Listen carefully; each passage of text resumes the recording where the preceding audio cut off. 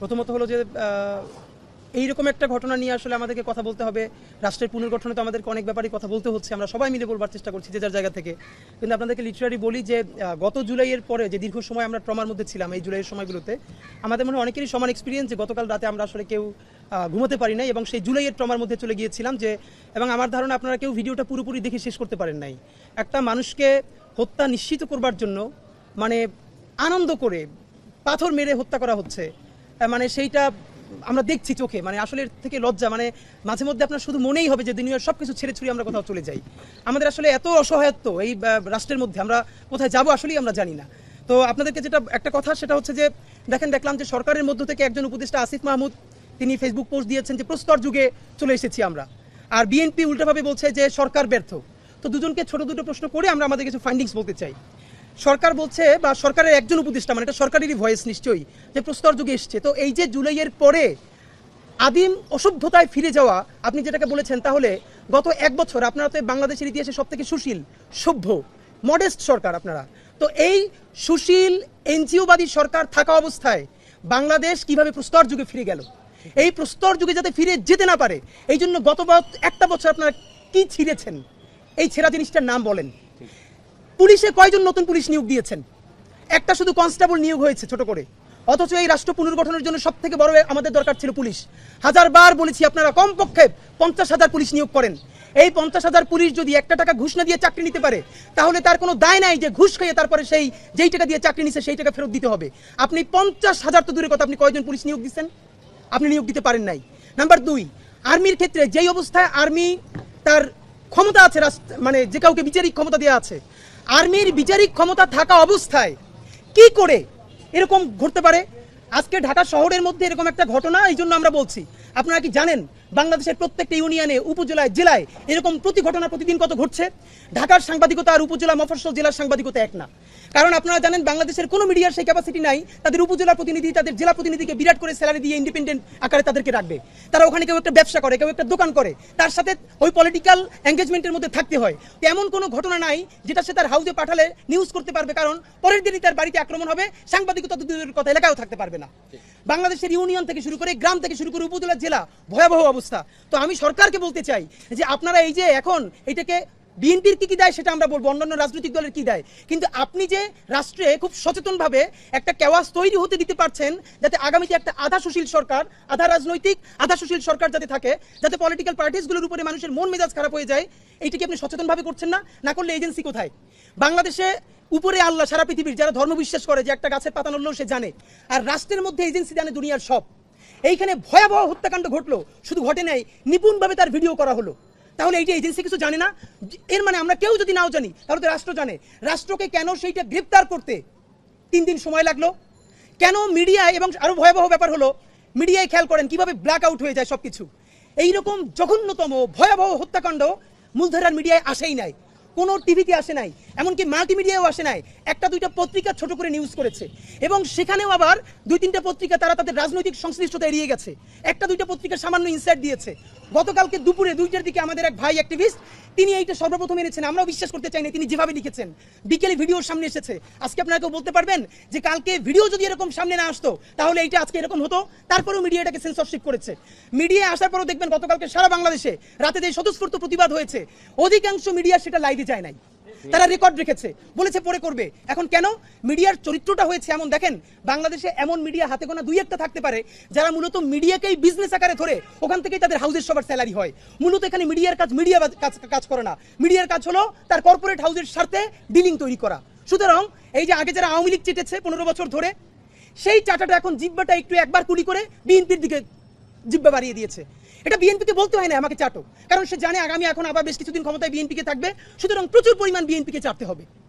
আপনারা নইলে আপনারা বলেন কোন নৈতিকতার দায়ে আপনারা, আমি 3 থেকে 4টা মিডিয়া হাউসের ভাইদের সাথে ইনফরমালি কথা বলে বোঝার চেষ্টা করেছি যে ভাই সত্য করে বলেন আপনারা কি এটা জানতেন না?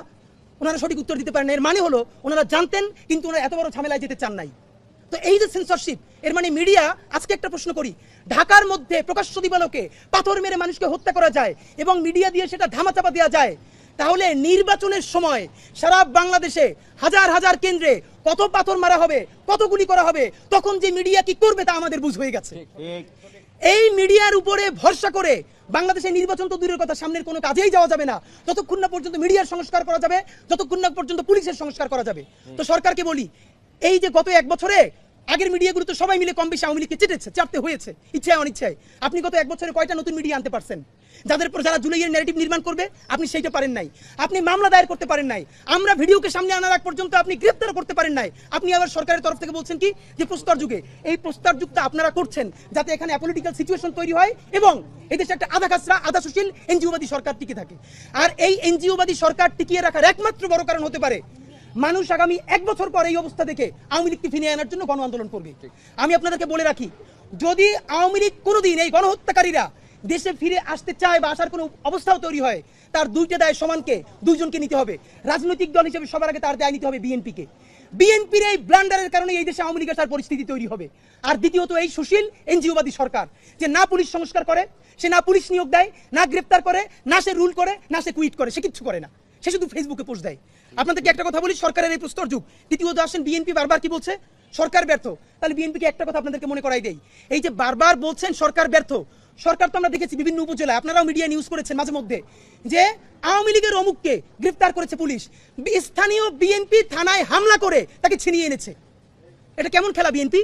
আপনারা একদিকে সরকারকে বলতেছেন সরকার ব্যর্থ, আপনারা স্বীকার করেন আর না করেন, এই পুরো আমলাতন্ত্রের 70 থেকে 80% এখন আপনাদের নিয়ন্ত্রণে।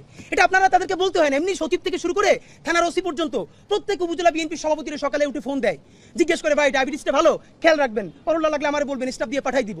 মানে হলো এখন সচিব থেকে শুরু করে এলাকার এসআই পর্যন্ত যে যার নিয়ন্ত্রিত বিএনপির ফোন দিয়া স্বাস্থ্যের খোঁজ খবর নাই যাতে পরবর্তী প্রমোশনটা ঠিক মতো হয়। এটা তাদের চরিত্র। এই সরকার তো আপনাদের নিয়ন্ত্রণে, আপনাদের আমলাতন্ত্র সেটা এটা নিয়ন্ত্রণ। এটা আপনারা মানে যখনই ভালো কিছু সেটা বিএনপির, যখনই খারাপ কিছু সেটা সরকারের। এই দ্বিচারিতা কেন? মেনে নিলাম সরকারের ব্যর্থতা, তাহলে সরকার যখন গ্রেপ্তার করে, পুলিশ যখন গ্রেপ্তার করে, কিছুদিন আগে পত্রিকা এসেছে আপনারা দেখেছেন না, থানার মধ্যে ঢুকে ওসির রুম তছনছ করে স্থানীয় বিএনপির কর্মীরা তারপরে তাদের আসামি ছাড়িয়ে নিয়েছে। মানে মামলা করলে, গ্রেপ্তার করলে থানার ওসির রুম গিয়ে ভাঙবেন, আর যদি গ্রেপ্তার না করে তাহলে বলবেন যে সরকার ব্যর্থ। আসলে আপনারা চানটা কি? আপনাদেরকে এখানে কয়েকটা কথা আমাদেরকে একটু খুব মনে করিয়ে দেওয়া জরুরি। খেয়াল করেন, আসামি যে 19 জন, এর মধ্যে 3 থেকে 4 জনের তো বিএনপির সাথে সংশ্লিষ্টতার ব্যাপারে এসআরের মধ্যেও আছে। ইতিমধ্যে যুবদল থেকে বলা হয়েছে যে এই মামলার যারা আসামি, প্রধান আসামিদেরকে আড়াল করে দিয়ে অন্যদেরকে আনা হয়েছে। আমরা ডিএমপির কাছে স্পষ্ট ব্যাখ্যা চাচ্ছি, যুবদল যে বলছে যে এই মামলার যারা প্রধান আসামি তাদেরকে শেষে রাখা হয়েছে, তাহলে এই ব্যাপারে আপনাদের ব্যাখ্যা আমরা খুবই দ্রুত জানার চেষ্টা করছি। একটা কথা বলবার ব্যাপার, যিনি মারা গেছেন ভিকটিম সোহাগ, তিনি যুবদলের রাজনীতির সাথে সংযুক্ত ছিলেন। ইতিমধ্যে তার একটা ফেসবুকে ছবি আপনারা দেখেছেন, যুবদলের নেতা নয়নের পিছনে উনি একটা প্রোগ্রামে দাঁড়িয়ে আছেন। যুবদলের যে কোনো একটা স্টেজে আপনি আর আমি গিয়ে উঠতে পারবো না, এটা ন্যূনতম একটা কোরাম মেনটেন করতে হয়। Very good. সব থেকে বাজে জিনিসটা কি জানেন? বিএনপির আন্তর্জাতিক বিষয়ক সম্পদ সেলে আসছেন, আমরা আপনাকে এটা খোলামেলা বলি, মানে কিছু মানুষের নতুন মুখ দেখে আমরা এত হতাশা হয়েছি, জীবনে এত হতাশার মধ্যে আমরা যাই না। এর মধ্যে বিএনপির অ্যাপোলো ভাই, ওনাদের লেখাপড়া, ওনাদের বোঝাপড়া আমরা সম্মান করতাম, যে ওনাদের বোঝাপড়া। এই জুলাইয়ের পর ওনাদের চেহারা দেখলে জাস্ট নিজেদের মইরা যাইতে মনে যায় যে এই মানুষগুলোর আমরা সম্মান করছি। উনি কালকে একটা পোস্ট দিয়েছেন আপনাদের উদ্দেশ্যে যে এই লোক ছিল হাজী সেলিমের লোক, এদেরকে আপনারা বলতেছেন, ব্যবসায়ী বলতেছেন। প্রথম কথা, যদি কেউ হাজী সেলিমের লোকও হয়, এর মানে হইল তার পিঠে মাইরে ফেলান যাবে। অথচ আমরা বলেছি কেউ যদি আওয়ামী লীগের বাপও হয়, সে যদি কোনো ক্রিমিনাল অফেন্স না করে, তার বিরুদ্ধে মামলাও দেওয়া যাবে না। এটা তো আমরা স্পষ্ট বলেছি। নাম্বার 2, এইখানে তিনি আরেকটা ন্যারেটিভ নির্মাণের চেষ্টা করছেন, বিএনপির অনেক ভাইয়েরা মিলে, আফসোস হয় তাদের জন্য। আপনারা বলবার চেষ্টা করছেন কি যে তিনি আজকে হাজী সেলিমের লোক। তাহলে প্রথম কথা হলো, হাজী সেলিমের লোক কিভাবে যুবদলের স্টেজে উঠলো? তাহলে আপনারা এনসিপিতে বলেন আওয়ামী লীগ পুনর্বাসন করে, আপনারা জামাতে বলেন আওয়ামী লীগ পুনর্বাসন করে, তাইলে আপনি এবার উত্তর দেন, আপনি বলতেছেন সে হাজী সেলিমের লোক, আমরা তারা দেখতেছি যুবদলের নয়নের পিছনে স্টেজে কয়শো কোটি টাকা খাইয়া আপনারা এই আওয়ামী লীগ দেখে বিএনপিতে জায়গা দিতেছেন। বলেন আপনারা কে কে কোন কোন মিডিয়ায় ডিরেক্টর পদে ঢুকে কত লাখ টাকা বেতন পাইয়া এখন সুশীল হয়ে গেছেন, এগুলো আমাদের জানা আছে। নাম্বার 2, রুমিন ফারহানা আপা, XYZ আরো অনেকে, বিএনপি সব এখন ভদ্র হয়ে গেছে। কিরকম? তারা প্রচুর মব বলবার চেষ্টা করছে। আমরা সবসময় মবের বিপক্ষে, আমরা আইন চাই, সুশাসন চাই। 32কে বারবার বলা হচ্ছে মব করা হয়েছে। তাহলে একটা মজার কথা হলো, দেখেন 32 হইলো বিএনপির কাছে মব, রুমিন ফারহানাদের কাছে মব। আর পাথর মেরে হত্যা করা, এটার আসলে কোনো নাম নাই। ইংলিশে না বললে জাতে ওঠা যায় না, সুশীল হওয়া যায় না। এই জন্য রুমিন ফারহানাদেরকে দেখবেন যে এইটা নিয়ে পাথর মেরে হত্যা করা হচ্ছে প্রকাশ্য দিবালোকে মানুষের সামনে। এইটা কি? এর মানে বিএনপি পলিটিক্স করে এখন মব নিয়া, আর তার লোক মানুষকে পাথর দিয়ে মাইরে ফেলায়। এইসব আপনারা আল্লাহর রাস্তায় বাদ দেন। আপনাদেরকে কয়েকটা কথা বলবার ব্যাপার, বিএনপির ক্ষেত্রে এই কথাগুলো বলছি। এই কথাগুলো আপনাদের সামনে এর আগেও বলবার কারণে আমাদেরকে অনেকবার বিভিন্ন ট্যাগিং দেওয়া হয়েছে। আমরা কখনো জামাতের বিটিম, কখনো এনসিপির বিটিম, কখনো কার বিটিম সে নিজেও জানে না, তবে কারো না কারো বিটিম। এই যৌক্তিক সমালোচনা করেছি, যদি বি টিম না বলে সমালোচনাগুলো একটু আমলে নিতেন তাহলে আজকে আপনাদের এই পরিণতি হইতো না। নাম্বার 1, সত্য আর অহমিকা। আপনারা এইবার লাস্ট চান্স, যদি বাদ দিতে না পারেন আপনাদের দেশে আর কোনো রাজনীতি থাকবে না, মানে থাকবে না, মনে রাখেন। চূড়ান্ত অধ্যত্ব এবং অহমিকার সিম্বল ছিল শেখ হাসিনা, শুধু তার পদত্যাগ না পতন হয়েছে, দিল্লিতে গিয়ে লুকাইতে হয়েছে। সুতরাং আপনারা তো তার ধারে কাছেও না। সালাউদ্দিন ভাই থেকে শুরু করে অন্যান্যরা সংস্কার কমিশনে যেই গার্ডস নিয়ে যেই অ্যাটিটিউডে কথা বলেন আমরা আহত হই। আমরা আপনাদেরকে শ্রদ্ধা করতে চাই। সালাউদ্দিন ভাই আপনি গুম ছিলেন, বিএনপির কত মানুষের জীবন মেসাকার হয়ে গেছে, তাদেরকে ইন্টারভিউ করে দেখেন। প্রত্যেকটা মানুষ বিএনপির এই আচরণে, যারা বিএনপির জন্য জীবন দিছে তারা আহত, তারা কাউকে বলতে পারে না। আমাদেরকে অগণিত বিএনপি কর্মীরা ধরে বলে, ভাই আপনারা যেটা বলেন এইটা শতভাগ সত্য, একটা দলের কাঠামোর মধ্যে আসি বলতে পারতেছি না, কিন্তু এভাবে নেওয়া যায় না। আপনারা কাদেরকে বুদ্ধিজীবী বানাইছেন? তো এই অধ্যত্ব আর অহমিকা থেকে বের হন। নাম্বার 2, এর কথা না বললেই না, বললে খুব মানে এটা ছোট মনে হয়, তবুও এই যে দুবুদলের নয়ন সাহেব, এর কাজই হইলো সম্ভবত উনি বিএনপির থাপড়ানো বিষয়ক সেক্রেটারি। যারে ভাই তার থাপড়ায় কি অ্যাটিটিউড ভাই! বিএনপির বিরাট সমাবেশ, সে হাঁটতেছে, সামনে একজন আইসক্রিম আলা সমানে থাপড়াইতেছে। ওমা কি আনন্দ! স্টেজের সামনে এক ভদ্রলোক তার মাথার উপর থাপড় দিতেছে। ব্যাপার হলো যে সে থাপড়াইতেছে, এইটা ভিডিওতে মানুষ মিডিয়ায় দেখতেছে, বিএনপি এইটার বিরুদ্ধে কোনো অবস্থান নিছে? অফিসিয়ালি তারা বলছে যে এরকম থাপড়াথাপড়ি সে কেন করে, সে এটাকে এনজয় করতেছে। এর মানে হলো বিএনপির বিরুদ্ধে আমরাও যদি বলি আমাদেরকে এরকম থাপড়ানো হবে। এই থাপড়ানোর ট্রায়াল দিতেছে তারা। এই নয়নেরা যদি হয় বিএনপির ফিগার, যারা এখন মানুষটা খালি সমানে থাপড়ায় ডানে বামে তাকাইয়া, তাহলে সেই দলের যারা নীতি আছে তারা মানুষটা পাথর মারবে না মারবে কি? চুমা দিয়ে মাইরে ফেলবে মানুষরে। ও তো যা করার তাই করছে, দলের নেতা মানুষরা থাপড়ায় আর তারা পাথর মারে। এখন আমরা জানি এই নয়নদের শক্তি কোথায়। নয়নরা থাকবে নিচে, চাঁদাবাজি করবে, টাকাটা আনবে, টাকাটা আইনা উপরে পাঠাবে কারো না কারো কাছে। তারা হবে ভদ্র সুশীল, তারা মব করবে না, ইংলিশে কথা বলবে। আর নয়নরা নিচে চাঁদাবাজি করে উপরে দল চালাবে। এইটা বিএনপির বলিনি, এটা জামাত করলে জামাতের অবস্থা এইটা হবে। এটা এনসিপি করলে এনসিপি তো নতুন দল, সুতরাং ফেরেস্তাই মনে হবে। আমরা এনসিপিরও বুঝতে পারবো সে আসলে বিএনপির মতো ক্ষমতায়িত হইতে আসলে সে কি করে। সুতরাং যুবদলের ব্যাপারে এটা মবের বয়ান। আপনাদেরকে একটা বলি, থানা ঘেরাওর কথা বলেছি। এখন যেটা সব থেকে কনসার্ন, আমরা যতবার নির্বাচন নিয়ে কথা বলেছি আমাদেরকে বলেছে আমরা নির্বাচন চাই না। আপনারা নিজেরা কেউ বুকে হাত দিয়ে বলতে পারবেন যে এই যে অবস্থা বর্তমান দেশে চলতেছে, ভাবেন প্রকাশ্য দিবালোকে পাথর মেরে মানুষ মারা হচ্ছে, এই ভিডিও কোনো মিডিয়াতে আসে নাই, তৃতীয় দিনে যখন সোশ্যাল মিডিয়া আসলো তারপরে একটা প্রেশার তৈরি হলো, এখন গ্রেফতার হচ্ছে ঢাকায় প্রকাশ্য দিবালোকে। এই পুলিশের গার্ডস নিয়ে, এই আমলাতন্ত্র নিয়ে, এই সরকার নিয়ে এই দেশে কি নির্বাচন হবে? নির্বাচন তো হবেই না। আপনাদেরকে বলি, নির্বাচন নামে শত শত মানুষের জীবন চলে যাবে। আমাদের ধারণা সেই সিচুয়েশনকে তৈরি করে বাংলাদেশে আরেকটা 111 বা আরেকটা ইমার্জেন্সি তৈরি হবে। অথবা এই যে বিএনপি যেই কারণে নির্বাচন চাচ্ছে, একটা গণতান্ত্রিক পথ, আমার ধারণা তারা এই হোমওয়ার্কটা করে নাই। এই গণতান্ত্রিক পথে নির্বাচন দিয়া, এইরকম হাজার মানুষের জীবন দিয়া, এইখানে আন্তর্জাতিক বিশ্ব পুরো একটা পলিটিক্যাল সরকারকে প্রতিষ্ঠা করে দিবে। তখন বিএনপির আর সরকারে আসা লাগবে না, এদেশের মানুষের আর ক্ষমতায়িত হওয়া লাগবে না। সুতরাং আরেকটু চিন্তা করেন। এবার আপনাদেরকে দুইটা বিএনপির পক্ষে উত্তর দেওয়া দরকার। তারা বারবার বলে ব্যক্তির দায় কে দল নিবে। এখন আমারও প্রশ্ন, আসলে ব্যক্তির দায় কে নিবে? প্রথম কথা হলো ব্যক্তির দায় দল নিবে না, কিন্তু ব্যক্তি যা টাকা পয়সা বিভিন্নভাবে কামাই করবে সেইটা খালি দল নিবে, তাই তো? মানে আপনি দায় নিবেন না, আপনি খালি দরদ নিবেন। তাহলে দ্বিতীয় প্রশ্ন হলো, ব্যক্তির দায় যদি দল না নেয় তাহলে যে কোনো দলের প্রধানই আইসে কি খুন করতে হবে? ধরেন বিএনপির যদি কেউ কোথায় খুন করে, এটা বিএনপি করছে এটা প্রমাণ করার জন্য কি তারেক রহমান সাহেবের এসে খুন করতে হবে? জামাত যদি কোথায় কাউকে হত্যা করে, এটা কি ডাক্তার শফিক সাহেবকে এসে করতে হবে? এনসিপি যদি কোথাও কাউকে খুন করে, এটা কি নাহিদরি এসে করতে হবে? মানে কি কথা ভাই? আপনি বরং সঠিক রাজনীতিটা করেন। আপনি বলেন আমি তারা চেক করছি, বিএনপি তারা পুলিশ তারা গ্রেফতার করে না কেন? আমরা যতক্ষণ না পর্যন্ত বাংলাদেশের মানুষ রুখে দাঁড়ালো ততক্ষণ পর্যন্ত আপনারা সবাই গাইতে চাইছেন আমাদের দলের না এইটা না সেইটা না। সব থেকে ভয়াবহ বিএনপির আরেকটা রাজনীতি, কালকে হাজার হাজার মানুষ রাস্তায় মিছিল করেছে, বুয়েট থেকে শুরু করে সবাই। আবারও সেই ছাত্রদল বিএনপি আগের মতো বলার চেষ্টা করছে, কারো বলছে গুপ্ত শিবির, সাধারণ শিক্ষার্থীর নামে অমুক। এগুলো কি ভাই? আওয়ামী লীগের মতো ভুল করেন না। আওয়ামী লীগ এই কেসটা করছিল, আওয়ামী লীগ রাজাকার করতে করতে কি হয়েছে দেখেন না, কি ইন্ডিয়া পালান লাগছে। আপনারাও হরে ধরে সবাই শিবির বলতে বলতে, গুপ্ত বলতে বলতে কোথায় যে পালাইবেন পথ পাবেন না। এর কারণে ইতিমধ্যে আওয়ামী লীগের এক নেতা উত্তরা থানার ওসিরে ফোন করে বলছে যে আমরা তো ইন্ডিয়া পালাইতে পারছি, ওরা কিন্তু ইন্ডিয়াও যাইতে পারবে না। একথা আমরাও বলছিলাম। সুতরাং হরে ধরে সবাই শিবির বলা, গুপ্ত বলা, ট্যাকিং বলা এইসব বন্ধ করেন। বিপদ দেখলেই তওবা করেন, মাপ চান, এইসব কিছু করেন না। তো সরকারের কাছে আপনাদেরকে বিনীত যেটা অনুরোধ, আপনাদের মাধ্যমে আমরা যেটা বলি, আমাদের কয়েকটা সুপারিশ, এরপরে আপনাদের প্রশ্ন শুনবো আমরা। বিএনপি যদি এখনো মনে করে তার পুরনো ধারার রাজনীতি কইরা সে ক্ষমতায় আসবে এবং টিকে থাকবে, জিয়ার নাম জড়িত, বেগম জিয়ার নাম জড়িত, এই দলটার এইরকম করুণ পরিণতি হবে, এটা চিন্তা করতেই খারাপ লাগে।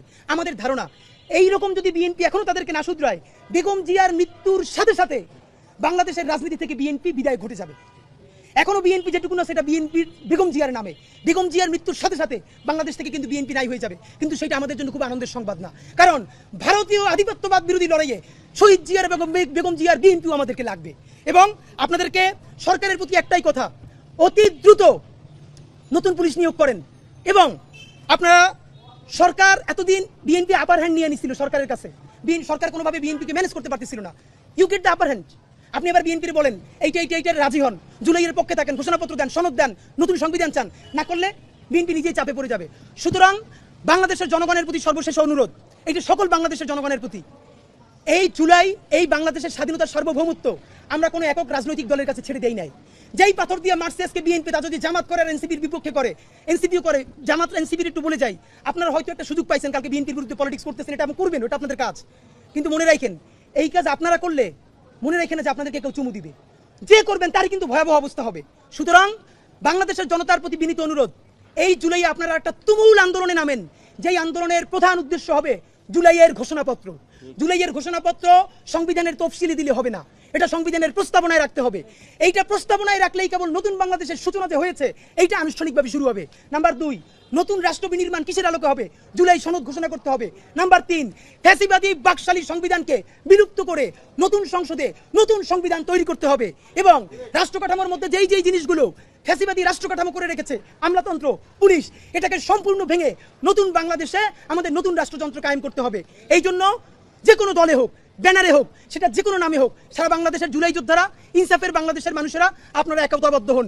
এই জুলাইকে, এই দেশের স্বাধীনতা সার্বভৌমত্বকে কোনো একক দলের কাছে, না বিএনপি, না জামাত, না এনসিপি, আমরা কারো কাছে বরকা দেই নাই।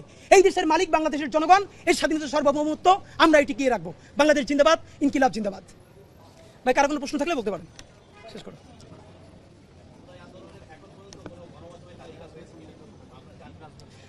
একটা হয়েছে আমাদের ফেসবুকের 2-1টা ভালো গ্রুপ, তারা এটা নিয়ে ফ্যাসিবাদী আমলের কারা জুলাই মানে করেছে, এভাবে ফ্যাসিবাদ কিনেবল করেছে, তার একটা তালিকা হয়েছে। কিন্তু মুশকিল হলো তালিকা পর্যন্তই করা সম্ভব, এই তালিকা নিয়ে মামলা করতে গেলেও তো আবার আপনারা মব বলবেন। এটা তো রাষ্ট্রকে করতে হবে, এটা তো রাষ্ট্র একটা মিডিয়া কমিশন করে অথবা শুদ্ধি কমিশন করে তারপরে করবে। আমরা তো করতে পারি না, আর আমরা করলেও তো বলবেন যে আমাদেরকে এখতিয়ার কে দিয়েছে। হয়েছে অনেক তালিকা, কিন্তু আমরা তখন কিছু বলতে পারছি না। বরং বোরহান কবির, যে খালেদা জিয়া থেকে শুরু করে বিএনপির বিরুদ্ধে কত বিবৃতি দিচ্ছে, সেও এই আমলে এসে আবার নতুন করে বিবৃতি দেয়, তো কি হয়েছে? মানে এটা তো আসলে লজ্জাজনক। তো এটা তো রাষ্ট্রকেই করতে হবে। আর কারো কোনো প্রশ্ন ভাই? ওকে ভাই, থ্যাংক ইউ ভেরি মাচ, আল্লাহ হাফেজ।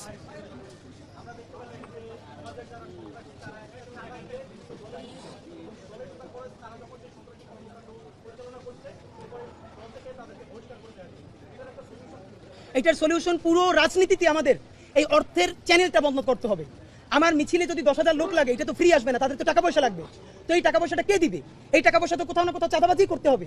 এর মানে পুরো পলিটিক্যাল প্যাটার্ন যদি আপনি বদলান, আপনার 10,000 মানুষের মিছিল করে না লাগে, আপনার বাইকে শোডাউন দেওয়া না লাগে, যদি লাখ লাখ টাকার পোস্টার করা না লাগে, এগুলো থেকে সবাই যদি সমঝোতা করে ঐক্যবদ্ধভাবে বলতে পারি এগুলো আমরা কেউ করবো না রাজনীতিতে, তাহলে তো পলিটিক্সের 3 ভাগের 2 ভাগ খরচ কমে যাবে। খরচ কমে গেলেই তো চাঁদাবাজি করা লাগবে না। এটা তো আমরা বলি, কেন লাখ লাখ লোকের শোডাউন দেওয়া লাগবে কেন? এত পোস্টার লাগবে কেন? এত বাইক লাগবে কেন? এখন বিএনপি যদি বন্ধ করে তাহলে এনসিপি করবে, এনসিপি বন্ধ করলে জামাত করবে। আমরা চাই কি? এইটাই জুলাই সনদ চাই। জুলাই সনদের সব রাজনৈতিক দল বলবে আমরা এখন থেকে পোস্টার করবো না, হাজার হাজার মাইক লাগাবো না, লাখ লাখ মানুষের শোডাউন দিব না, আমরা এইভাবে পলিটিক্স করবো। খরচ কমে যাবে, চাঁদাবাজি অটোমেটিকলি কমে যাবে। এটাই।